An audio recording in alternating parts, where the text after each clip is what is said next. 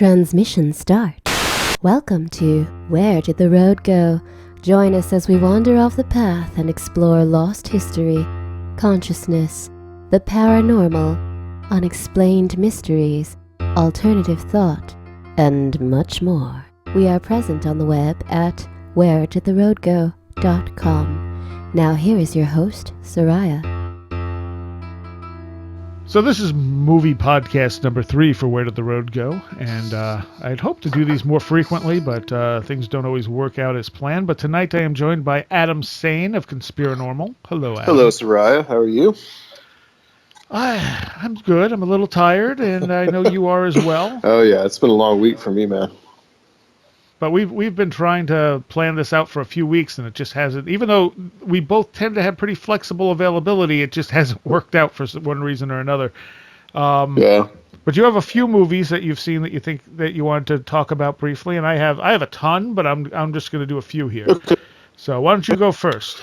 Well, I figure we'll start with one that is about the area that you're in, which is upstate New York, incidentally.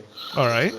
Very interesting little movie that I watched on Netflix called Dark Was the Night. I don't know if this is one that you have seen.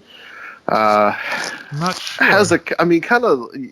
One of the people you probably recognize would be Lucas Haas, who played the kid in Witness. But he kind of plays like a secondary character. Kevin Durant's like this. He's like a small town sheriff. Okay, like I said, in upstate New York. And is this the Wendigo one? Yeah, yeah.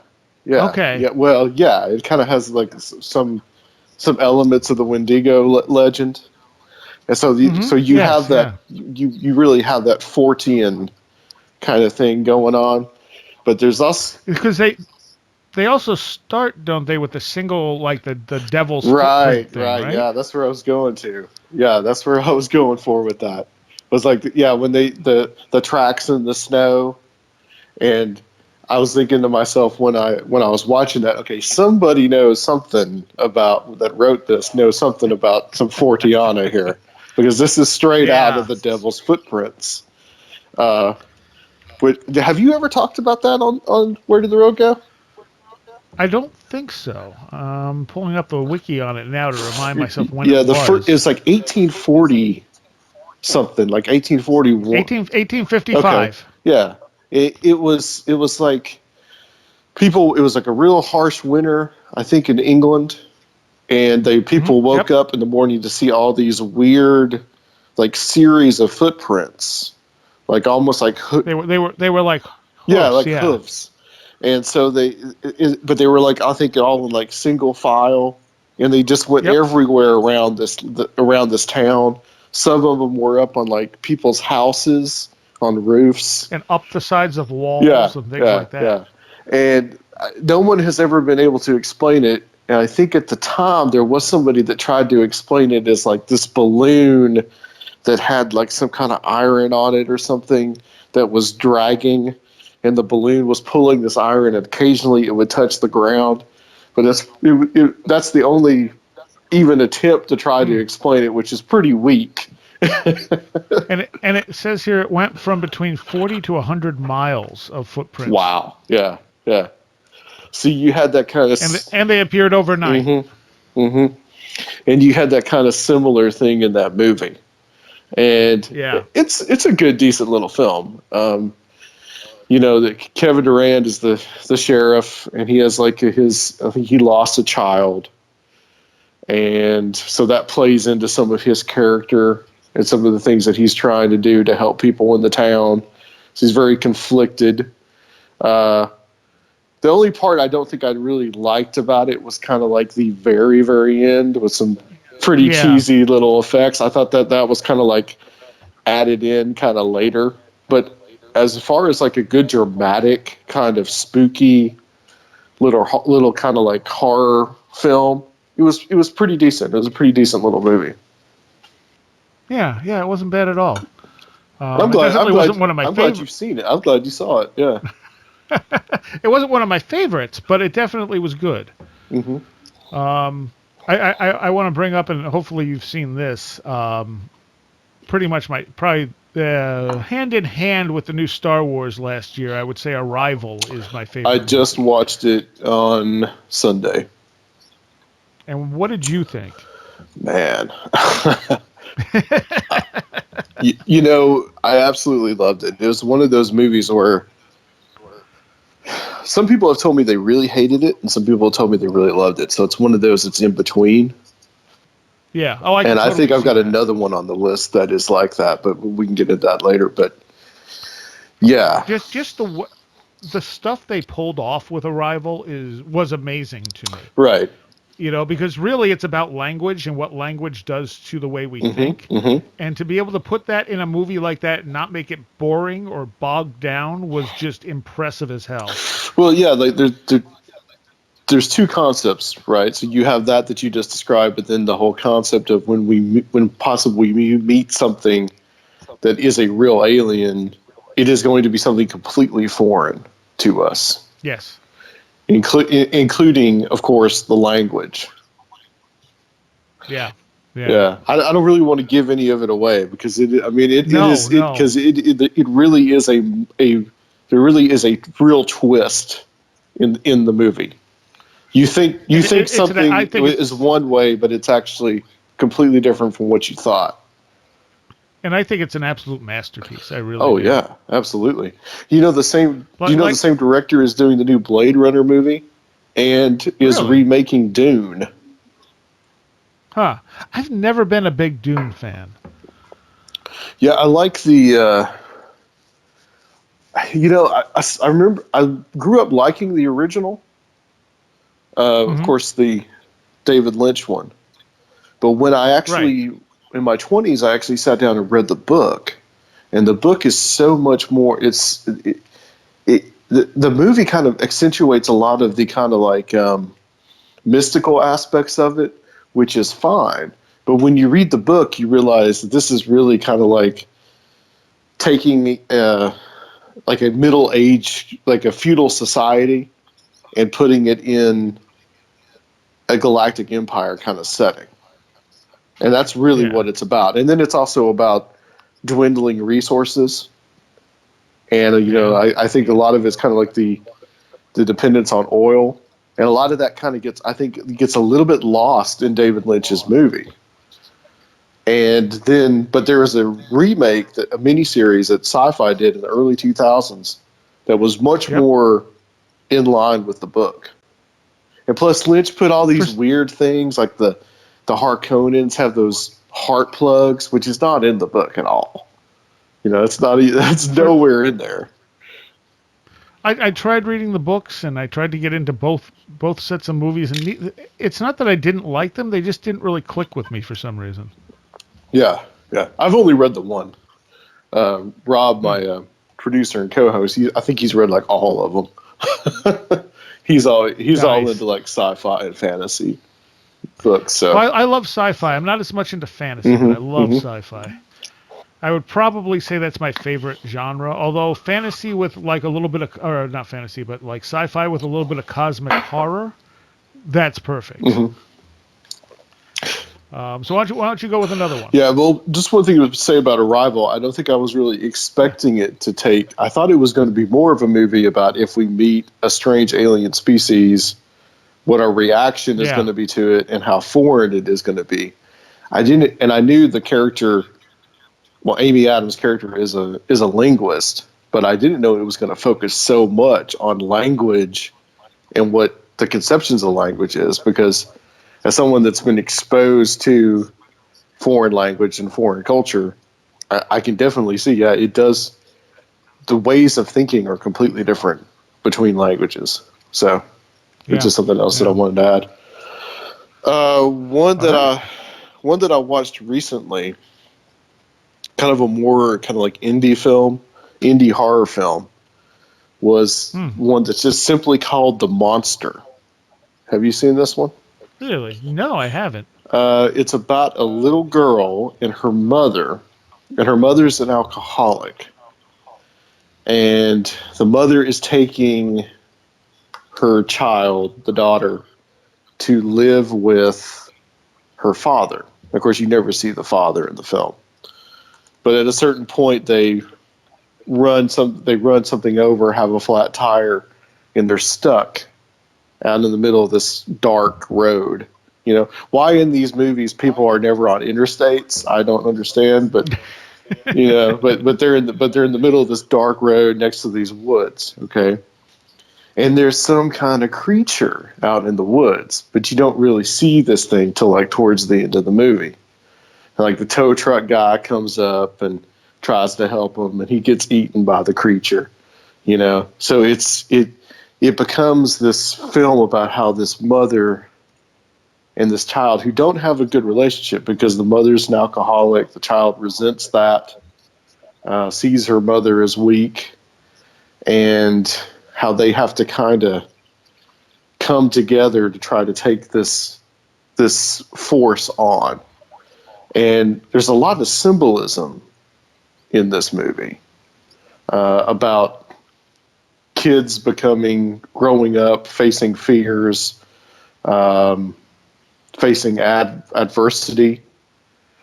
And yeah, it's a very, very interesting little film, just about so many levels with it, really. I think in some ways you have to wonder, because there was at one point in the film I was wondering if the monster was real at all, or whether it was just something that was in this little girl's head, and this whole event was playing out in her head. But you do find out, yeah, it's a real thing. But you know, but there's like tons of layers and layers of symbolism in this film. Nice. Yeah, it's well worth watching. One of the ones I saw that I hadn't really heard much about, and it seems to have a pretty average rating from it, was called The Veil. Mm-hmm. And this came out in 2016. I think it has Jessica Alba in it, actually. Yeah, Jessica Alba's in it. It's sort of loosely based on a cross between Jonestown and Waco. Okay. Except there's one girl who survives, like, when the cult leader tells them the cops are coming, kill yourselves, you know, etc. And 25 years later, this documentary crew bring her back there to see if she can possibly remember. She was only 5 when it happened, and she didn't, you know, really talk about it. So they bring her back to try and figure out what really happened. And it gets really weird really fast. And it's actually quite unique. I haven't seen anything quite like it before. And I can definitely see why not everyone liked it, but I enjoyed it quite a bit, despite some of the, let's say, the literary license taken. Like, they find films that this cult made, and so they start watching the films, but then you're actually seeing what happened in that time period. You're no longer seeing the film because you got multiple angles and stuff like that. So you gotta kind of forgive it a little there just to make it more interesting to watch. But without giving anything away, it definitely does not go where you're thinking it's going to go. That's called The Veil. The Veil. Okay, I'll have to check that one out. And I don't know, the top 3 people listed on it are Jessica Alba, Lily Rabe, and Thomas Jane. Have you seen the movie, speaking of cults, have you seen the movie Midnight Special? Yes. Yes, I have. That's a good one, huh? That is a fantastic movie. That one really messes with your head too, as you're getting near the end. You're going, wait, what's really happening? Mm-hmm. And again, when you're looking at sort of the alien concept, is there at the end? Right. Kind of fits into a little bit of what our good friend Josh talks about with fairies and everything, right? Yeah, a little bit of valet, kind of passport to Magonia kind of stuff. It's a very slow movie. And I think a lot of people disliked it because it was so slow, but wow, was that a great movie? Yeah, and you know it's got Michael Shannon in it. Of course, one of my favorite actors right now. I mean, if you've seen the guy, if you've seen the movie The Runaways about the Runaways, Joan Jett. He plays Kim Fowley, which this is totally without the realm of 40 Honor or horror or any of the stuff. Yeah, that's fine. But he takes the movie. I mean, he really does. But he's also in another movie, same director as Midnight Special, called Take Shelter. And that's That's one where he plays a man that's like he starts having these like visions of some kind of like weird apocalypse happening. Okay, and he starts to believe that he's going insane because his mother had the same kind of thing, some kind of schizophrenia, and you don't know. Well, honestly, you never really know because you don't know if the end is what's really going on without giving anything away. But you don't know whether he is actually losing his mind or he's actually having some kind of visions. And so, yeah, that's another that's well worth seeing, man. You got to check that one out for sure. It sounds Take Shelter. Take Shelter. Yeah, all same right. director, and of course Michael Shannon. Same team of Midnight Special, pretty much. So Nice. All right. What's another one you watched? oh, It Follows. Oh, I love that one. See, that's another one that people will say I hated it or I absolutely loved it. Because there's some people I've asked about it and they say I hated it. It's terrible. Oh yeah, no, I can see that. But it was a really unique idea. Yeah. Well, and the thing is that it's a very simply made movie. Yes. And plus filming it in Detroit with all the urban decay just gives it just such a weird feeling, an unsettling kind of feeling. And just some of the techniques that the guy does in this movie. Because not without you giving anything away, I think that most people know it's like some kind of sexually transmitted curse or something, right? Yeah. And so once like someone has sex with somebody else, then they can see this entity or whatever. It's never really explained what the hell it is. But it's no, and I like the fact that it's not explained. And it's usually just a person that is coming towards them, constantly following them, and will find them. And the part that I really loved in the movie, where they're all sitting, of course, but only the person that is infected, I'll use that for like a better term, only the person that is infected can see this being, right? In whatever form that it takes. And there's that scene where they're sitting by the lake. And, of course, the girl that can see it, her back is turned. And nobody else can. And you just have this long shot of just this person just slowly walking from behind. Right? And it's just like, it'll go back to somebody's face, just sitting there looking forward or something. And then all of a sudden they'll pull you see the girl's hair get pulled, and there were some things in it like that I thought were a little strange. Like everybody kind of seemed to have like this real sedated kind of acting in it. And didn't it also kind of leave the time period they were in kind of ambiguous? Yeah, it kind of did because it looked 70s-ish, but it had like modern technology. Right. Yeah, that was another thing that was weird. Because like at one point they're watching all these old science fiction movies from the 50s on an old TV, and I'm thinking to myself, there's no kid in their teens now that are going to sit there and watch science fiction movies from old. You know what I mean? But it's clearly like Detroit now, though. Because they're using it was such a simply made movie. Of course, they're not going to spend a lot of money on a budget to make it look like the 70s. You know what I mean? Well, but weren't they also using like old cars too, if I remember right? Yeah, I think that's a good point about it. It's like it had this ambiguous time. Yeah, because then you have it like a kid using a tablet, and it's like, wait, what? I thought this was like happening decades ago. Yeah, one of the girls had this little weird phone, with like a circle kind of phone. It's but very well made. Very well made. I think for like that's the kind of stuff that I appreciated, like horror movie wise, is that if you can pull off a horror movie, it can usually be because you use really good filmmaking techniques.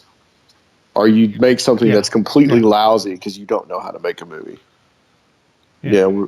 And just throw a lot of explosions in there and jump scares. Right. I watched Sinister 2 the other day. Not as good as Sinister 1, I can tell you that. Sinister, yes. I'm trying to remember what I thought of it. I know I've seen them. For a minute, I was thinking of the other one. What's the other one? There's 3 Insidious. of them now where he goes. Insidious. Those are decent movies. Yes, all 3 of them were pretty good. But Sinister, I don't think I liked Sinister 2 anywhere near as much as Sinister. Mm-hmm. Well, one of the Sinister was such a good. It was what I liked about it was because it was one setting. Yeah.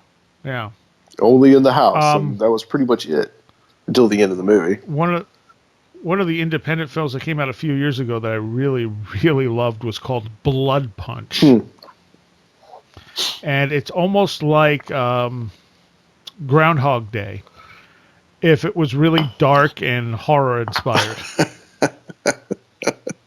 Bloodpunch. All right.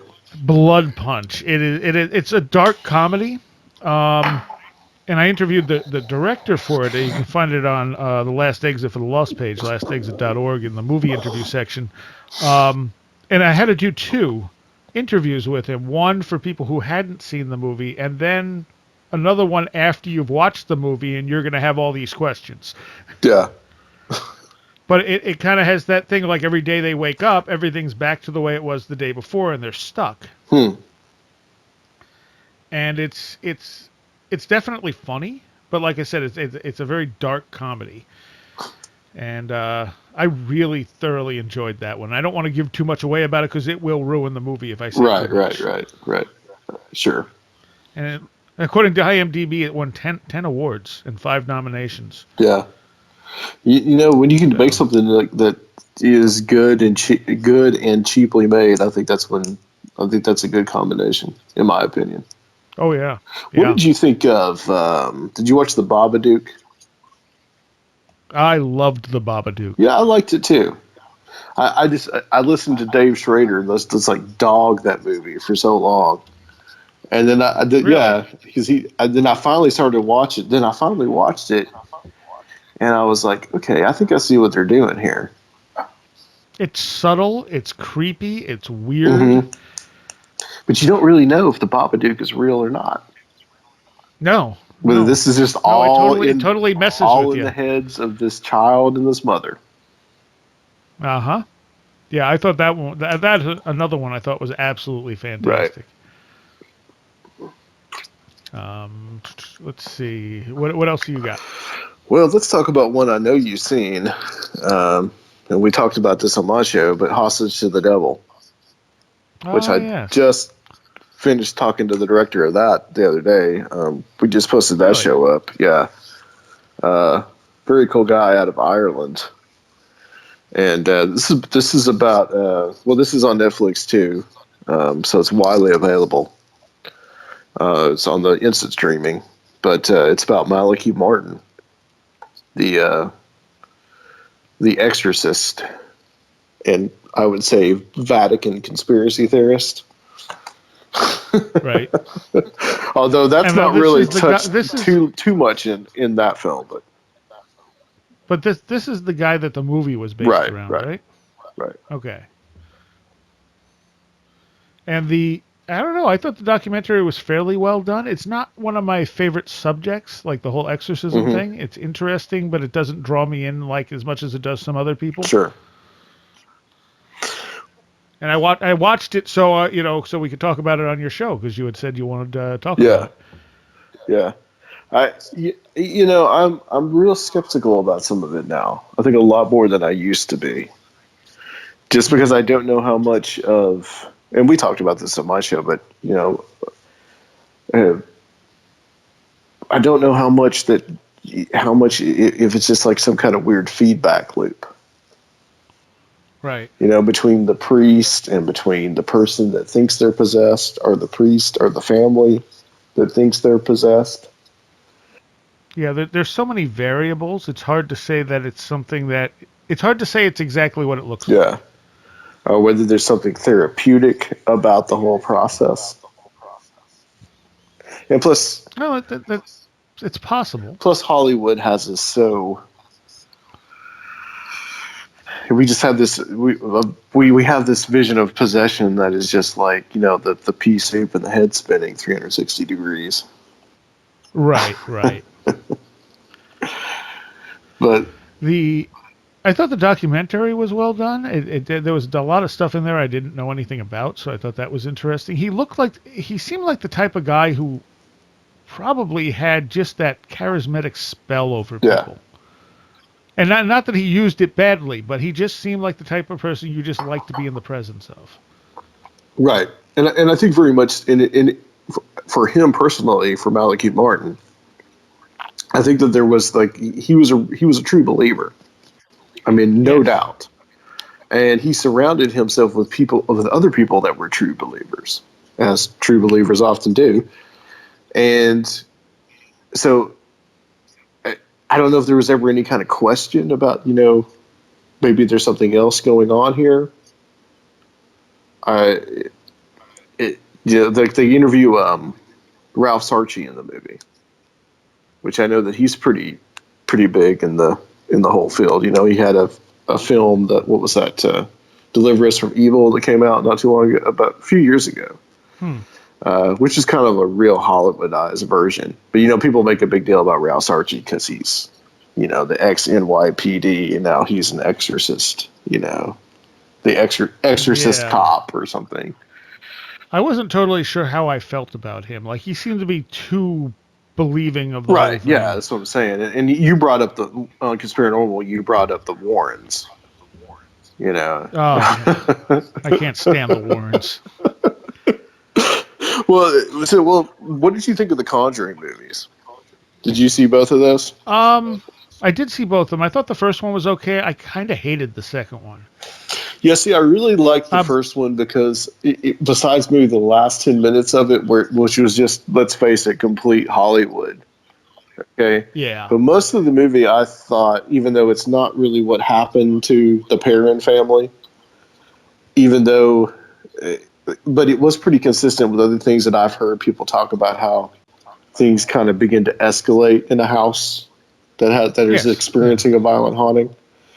And so I really liked it for that aspect. The second one, I couldn't get past the fact that, well, first of all, that Warrens had absolutely nothing to do with the Enfield poltergeist case. Yeah. And they really hyped up Enfield. Yeah. Well, so I did a little research on this because, you know, when I watched it, I'm thinking, but the Warrens didn't have any connection here. And so I started doing some research, and the first one, first of all, there's I can't remember her first name, but one of the girls who was living in that house, Andrea Perrin, was based on Andrea. Yes, I've heard a few interviews with her. Most recently, I heard the one she did with Chris Jericho, and every time she says nothing in that movie is real. Mm-hmm. Like none of that stuff actually happened. She says the stuff that happened actually was a little worse than what you see in that movie. Now, by contrast, Lorraine Warren will say, no, that's exactly how it happened. What you see on the screen is exactly how everything happened. Right. And it's like, no, I'm pretty sure it's not. I'm going to believe Andrea on this one over you. Because she was living there. Yeah, it makes sense. Right. And, you know, and even Andrea says they weren't never invited there. They just showed up. And, you know, the movie sells it like they came in to rescue these people, but they basically heard something was going on and just showed up with a video crew one day, uninvited, to their house. They did do the same thing in Enfield. And the main investigator, see, like the miniseries for Enfield, I thought was pretty good on the UK. Yeah, I watched that one too. I think it was BBC. I thought that was done pretty well. It's not over the top. It seems to follow the basic idea of what happened pretty closely. And the main investigator of the case, you know, said, yeah, the Warrens showed up once. And I think this was on Darkness Radio. And he said they showed up once. And Ed Warren said to me, hey, you should work with us. I know how you can make a lot of money off of this. And that's not the first time I've heard someone say that that's what the Warrens had to offer when they came in. Right. You know, there was at least one case I can think of, and I forget who it was, but they realized that they weren't being haunted. There was actually some mental illness going on, and the Warrens told the one person, "Well, you don't have to admit that. If you sell this as a haunting, you can make money off of this." Yeah, there was some weird stuff, and also I think kudos to Darkness Radio because they actually had this guy on. This is a few years ago. I remember hearing this, a guy that actually helped to write the book in the late '80s about the haunting in Connecticut case, and he said some things that were really damning.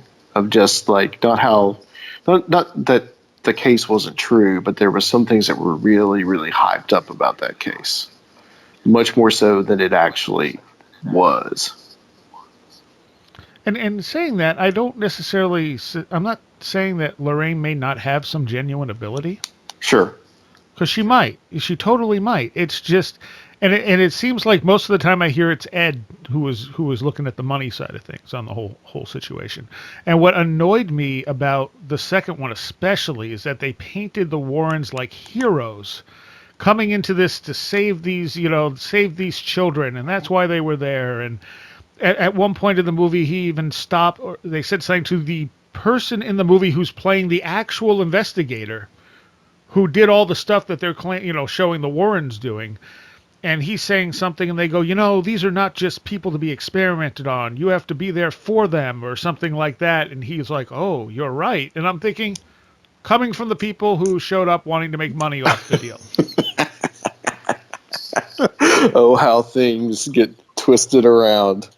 Yeah. And then he's singing, his little song at the end, and I'm like, this is awful. This is just absolutely awful. Plus, Patrick Wilson looks nothing like Ed Warren. I can tell you that. No, well, that's true too. If I didn't know all this stuff about the Warrens, I might have enjoyed it a little more. But it's still like the end of it, especially, was just so ridiculous, like so over the top and just beyond everything. And I'm like, you didn't need to do this. You could do a subtle horror movie and still get people. You know? I've met John Zaffis. I've had him on the show. It's been a while now, but I've had him on. And of course, he's Ed's nephew. And, he seems to be, I think, a little more, down to earth in many ways. But it's like, I think they all have this, they're all very, very staunch, religiously Catholic. And I think it absolutely clouds some of their vision. Because when you listen to them talk, you even with Zaffis, you listen to him talk and you're like, okay, I get I totally buy. I'm buying into all of this right now, But then I have to back away at some point and think, wait a minute, I'm not Catholic. And no offense to anybody that is, but it's like, right. I don't really share in this, So it's like I think it absolutely in so many ways that it. Not that there's not. I don't think there's not real demons or anything like that. I do kind of, but I think that I don't know. I think there could be different names for things. You know what I mean? Oh yeah. Well, I think the problem is people are so eager to name something and put it into a familiar mindset, or framework, right? That it makes it something that it may not actually be. Right. Yeah. Exactly. We talked about, getting back to Hostage of the Devil, there is a scene in the movie where they talk about this little girl that somehow she knows Latin, right? Yes. And they say, how could she possibly know that? Well, I'll say it again. I remember you talking to Rogan on your show, and he's talking about how his parents thought he was possessed, and he was speaking French, and he had an absolutely perfect explanation for that, in the fact that they were getting French television broadcasts from Quebec, and I know kids of a certain age, because I've seen it, can pick up languages very quick like a sponge, and you may not even know. So this little girl's getting it from somewhere. But just to say, but not to really go and like investigate that first and say, okay, why does she know Latin? Why does she know Latin phrases? Is it? If I remember, but you're going straight to, oh, she's demonically possessed. Right. If I remember right, the one priest there was saying there were like 4 things they look for, or 3 things they look for, and they're like, well, one is body contortions, but maybe someone could pull that off. Another was blasphemy, and it's like, okay, well, someone could fake that. And he gets up to like knowledge of things they couldn't know, and he's like, if they know something about the person, there's no way they could know. Because I think language was in there too, and he kind of went over the languages. He's like, well, maybe there's a way they picked it up. And then he said, they can't, if they have something about you that they couldn't possibly know, that only you know, then they're possessed. That's the thing. And I'm thinking, or they have some psychic ability, and that explains all of what you're seeing, because they're having an issue and it's manifesting as body contortions and psychic poltergeist activity, essentially. Mm-hmm. It's like a poltergeist, but it's focused on the person rather than from the inside rather than from the outside. Yeah. I mean, and I think one of the people that's really helped me kind of understand a lot about this is Tom Ross, and Jenny, because they, I mean, when I had Tom on the show, he and her, that he talked about his experience, and he talked about like, look, I wasn't possessed, but this was happening. I can't, but he he explained it still in a supernatural way, but it was more of like, it was just that more mundane supernatural way. But that's not what sells, though. It's gotta be Beelzebub. Obviously. It doesn't, though. I think it would sell. It's just that, no one's going to take a chance and do something different unless you're looking at an independent film. Yeah. When I first started reading Jenny's first book, like they're talking about everything that's happening, I'm like, oh, please get to the point where he realizes it's him. Because if they didn't, I was just going to be like, how am I going to talk to them? Mm-hmm, mm-hmm. Because it was so obvious that everything was floating around him. It was such a classic case of poltergeist phenomena that's, coming from a young child who's who every box was checked, basically. Isn't it amazing that this supposed demonic spirit has the mentality of a 13-year-old boy? And it gets to that point where, he starts talking about that. I'm like, okay, thank you. Now I want to talk to him. Let's see. What else do I have here? I had, let's stay on that same vein a little bit. Okay. Ouija, Origin of Evil. I've not seen it. I have seen the first one. And the first one is one of the most god-awful piles of crap I've ever seen. Yes, it is. And I fully expected this one to be as well, and it didn't. It wasn't. Yeah, that so bad. I've heard. This is supposed to be a prequel, right? Is that what it is? That's what I understand. I think I blocked the other one out of my mind, honestly. And I watched this. I'm going, this is going to be awful, I'm sure, but I'm going to watch it anyway. And I watched it, went, that was all right, But it goes to that whole, people thinking Ouija boards are evil. Mm-hmm. Mm-hmm. And it's like, and I think they did a pretty decent job of not acting like the board itself was evil. Okay. But it was decently done, and it had some nice creepy stuff in it, and it didn't.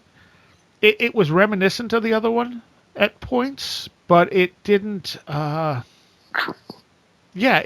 was better. Yeah, isn't it supposed to be the other way around? Isn't the first movie supposed to be better and the second movie suck? Generally, I didn't even realize it was connected to one. Honestly, yeah. I think they tried to downplay that a little bit. So, like, you remember that first one? Just don't worry about it.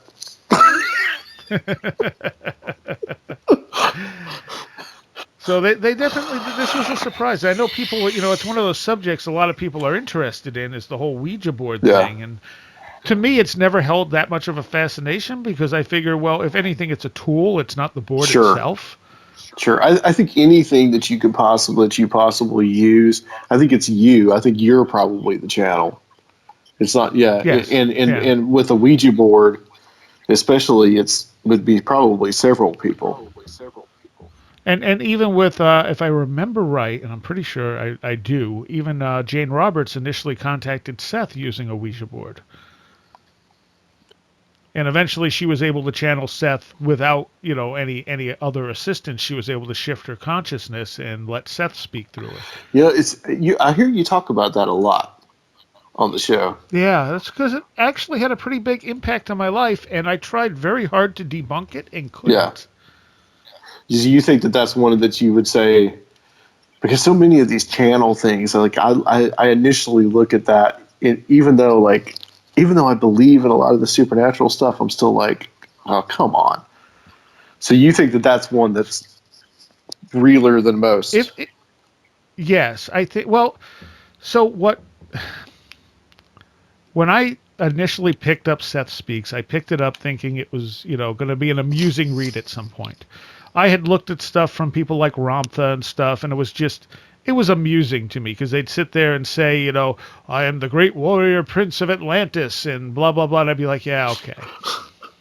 It just sounds ridiculous. I can't prove that it's not, but it just sounds ridiculous. And so I had the Seth book, and I had been researching near-death experiences. And every once in a while, I'd see reference to Seth. Not to other channeled entities, just Seth. And I'd be like, why does Seth keep coming up? What is it about Seth? I'm not seeing other channeled entities. So I finally dug up the Seth book and started reading it. And I was just blown away because unlike other channeled stuff, Seth is very specific. There's not a lot of double talk. There's no double talk. It's very literal, very specific, and most of it, I looked at the section on near-death experiences, and it actually explains stuff that we're seeing in near-death experiences now at a time before we knew about near-death experiences. And I was like, okay, this is interesting. And then I read the whole book and just sat there going, I don't know what to think about this. I want to dismiss it, but I can't because this is actually really interesting and fits with science the way it's going. And Seth came through saying, Jane would say, I don't know if I'm channeling another consciousness or if this is like my higher self or something else going on. She's like, I honestly don't know. Yeah. See, that's good when somebody can actually say that. And and they don't build like a religious cult around it, Yeah, they were very low key. They were very they never made a ton of money off of it. It was just it's a very positive thing, and it's been taken up by people like Abraham, I think, is one of the channeled entities that wrote The Secret and stuff, who simplify it down. You read the Seth books and you go, no, this makes sense. This actually helps you understand life a little bit. And then you read stuff like The Secret, and there's a little bit of that in there with sugarcoating over it all. Yes, it's in $69.95 for the correspondence course. Right. And it's like everything's positive, and it's like with the Seth material, not everything is positive.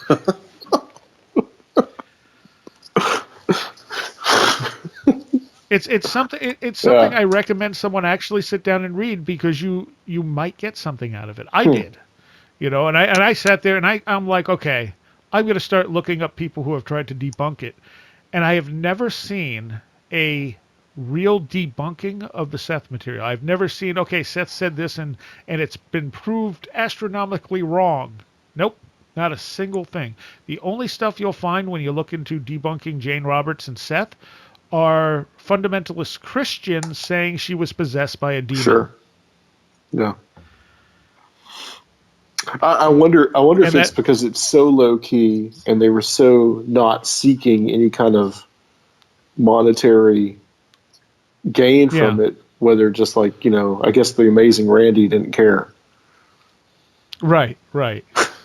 And she wasn't out there claiming anything extraordinary. She said, this is, very much like the way I look at things. She was just saying, this is what's happening to me. I don't know what it is. I'm not saying that this is, this thing or this thing. And it's like, okay, you're approaching this with a very rational mindset while something extraordinary is happening to you.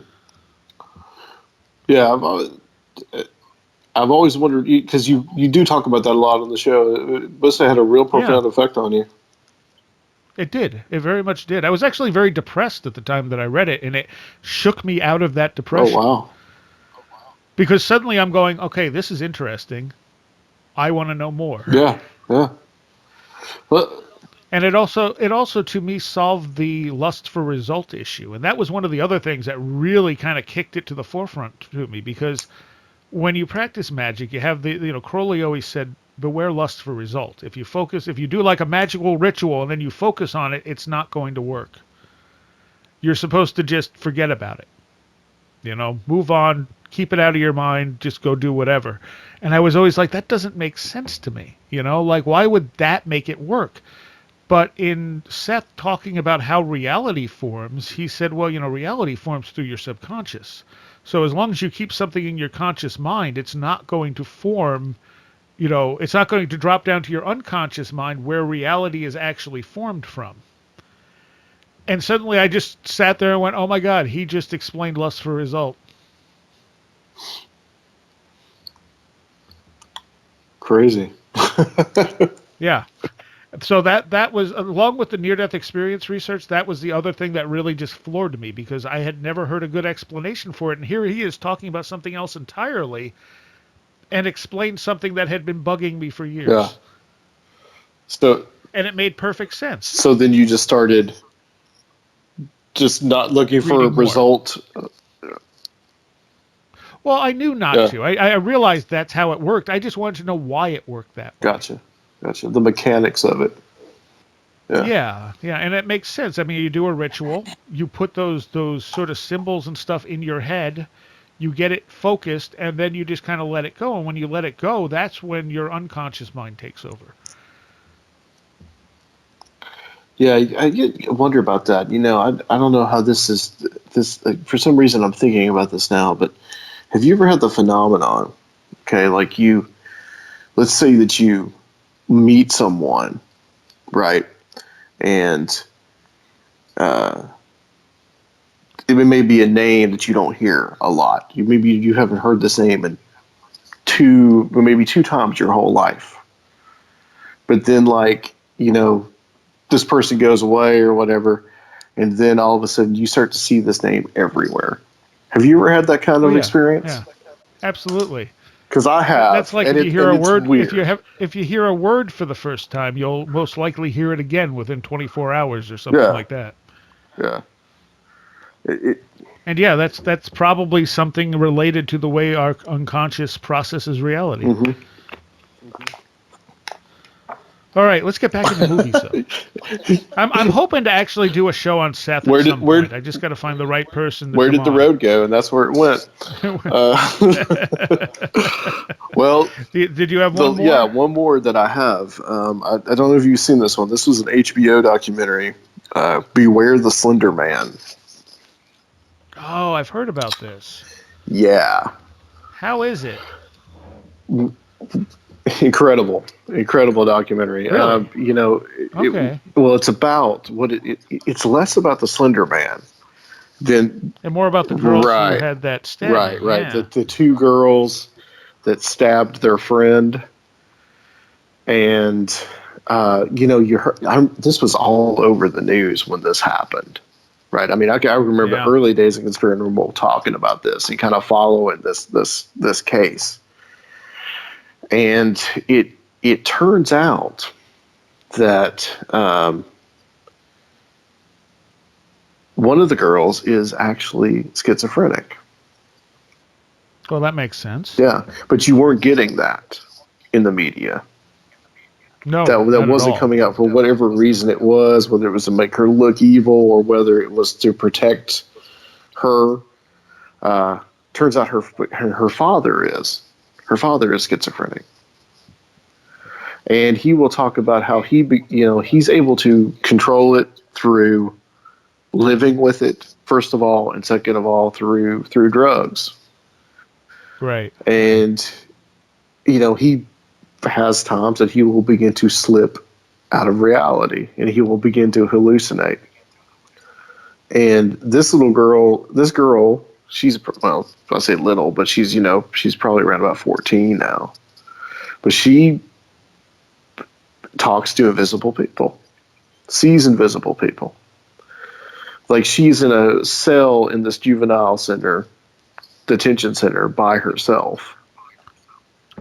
And she will say that I don't get to watch a lot of TV because the others will make me. Everybody else wants to watch something that I don't want to watch. But she's in the cell by herself. Right. Talking about they were talking to some lady on the stand that says that she would talk to Severus Snape from the Harry Potter movies. Okay. So Slender Man was only one of the characters that she would talk with, and it was real to her. And I guess it was just the point of, at some point, I think her parents had to realize something may be wrong, especially if her father had it, and schizophrenia being hereditary. I guess that they didn't catch it until it was far too late. Till she had actually done something violent to someone else. On the upside, at least that girl survived, because I didn't expect that. But I think what was less horrifying, the more horrifying than the Slender Man, was the fact that you could lose control of your own reality. That you could lose control of your own thoughts and your own mind, and that was completely the most horrifying aspect of this thing. They made Slender Man look pale in comparison. But I do find it interesting that the Slender Man, there's other people that say they see Slender Man. Oh yeah. And we know Slender Man is a meme that was started in 2009, so we know we could trace it back, but people will see this character, so it's almost like the Tulpa effect going on. Yeah. Well, also too, someone might be saying something that has some kind of weird form to it, and then they start thinking Slender Man. Right. Same with accounts that come from before the Slender Man was invented, and they say, no, I saw that. Well, they may have seen something they couldn't quite process, and now they have a face for it, or, lack of face being the Slender Man. Mm-hmm. I found the whole an entity without a face is a big motif in a lot of different stories. Yeah. Like that, you'll see that time and time again. And there's got to be something really essentially just primal about people seeing that. Because if you think about it, not just as humans, but just as primates, we're so geared towards the face. Facial expressions, yeah. Well, we had, actually just last week in studio for the last exit, we had a band on called For the Dead Travel Fast. For their, they all wear suits, and they wear things over their faces so they look faceless. And my sound guy even said, he goes, it's creepy. He's like, I know who's under the masks. He's like, but as soon as they put those things on, it's creepy. Yeah, it really creeps you out. I've heard a lot of different stories. Mark Wyatt's story about his this is his dad's experience, but seeing the faceless figure riding by him while he's on the bicycle. My friend Luke was with a couple of guys as they were driving. Well, Luke's the co-host, one of the co-hosts of the show, and he was in Oklahoma, and he just got finished doing an install job, and they're driving back to Nashville, and they're on the Luke is on his phone, and the other two guys, one of the guys driving, of course, the other guy's looking out on the road, and they see this guy walking on the road. And they start all freaking out. And Luke's like, what did you see? And they tell him, they said, we saw a guy that had, no face.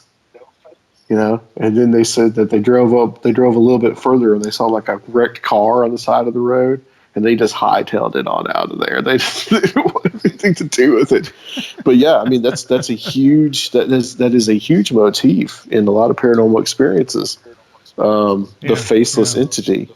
I think Aaron, if I'm not mistaken, Aaron David's got something about that as well. And I've seen this thing. I've seen that come up time and time again. And it's like, I think it's very unsettling for us. Yeah. All right. I'm gonna throw one fun one out there that I watched recently and was really impressed with. It's called Archie's Final Project. And it is probably something that will drive most people crazy, but I thought it was absolutely brilliant. It's about a film student, or not a student, it's a film student. He's a high school student, and they, wanted their final project for film class, and he says, well, I'm going to kill myself. And that's going to be my final project for film class. I'm going to film it. And of course, he gets thrown into the system and all this other stuff, and it's a dark comedy. Reminds me of G.G. Allen. Yeah, a little bit, but he's not even sure if he means it. It's that type of thing where he's dealing with teenage angst and stuff, and the way people react to it is interesting, and it's all shot through different video cameras. Like some are security footage, some are, whatever. It jumps around a lot. It mixes in animation. It's really original, and it was really good. But like I said, it's going to drive some people nuts because it's so disconnected. Like it's not, it doesn't flow like you expect the movie to flow. But I would highly recommend it. It's just an independent film I found on Netflix. Well, I like this kind of like unconventional storytelling. One I did want to add. I know you talk about a lot because of you. I started watching this the other night. Was People of Earth, which I know is a TV show. Yes. But that show is great. Yes, yeah. And obviously, we talked about this on the UFO History series, obviously written by people who know the subject. Oh, yeah, for sure. For sure. I mean, people that definitely have been able to get on the internet. They might even listen to Where Did the Road Go? So you never know. Well, they had enough knowledge to put some subtlety about it in there. Even though it's a in-your-face type of comedy, there's subtle little things that you wouldn't get if you didn't know this stuff. Yeah, right. Well, right, like the whole premise of like Wyatt Cenac running over the deer. There's the whole, and then he sees the deer talking to him. Hey, don't get weird. But that's the screen memory aspect. So I haven't seen the last. I think they've only got the first 5 episodes available. So do owls ever make an appearance? I don't think so. I think they only did 10, if I'm not mistaken, and then it's already been renewed. It was renewed before it even finished running. Yeah, it's a funny show. Really funny, good. Yes, it is. Like, I love the 2 women fighting over their shared experience with what they call the Nordic in the show. Which he's a complete dumbass. And the Gray's name is Jeff. Yes. Yeah, I wasn't sure I was gonna like it. I'm like, all right, I'll give it a shot. And then the first episode, I was like, all right, that was kind of interesting. By like the 3rd or 4th, I'm like, okay, this is really funny. Yeah. Well, through your recommendation, I started watching it. So you also have the minister there. Yeah. Who's kind of taking a weird look at all this stuff and going, I don't know if I like this. Right.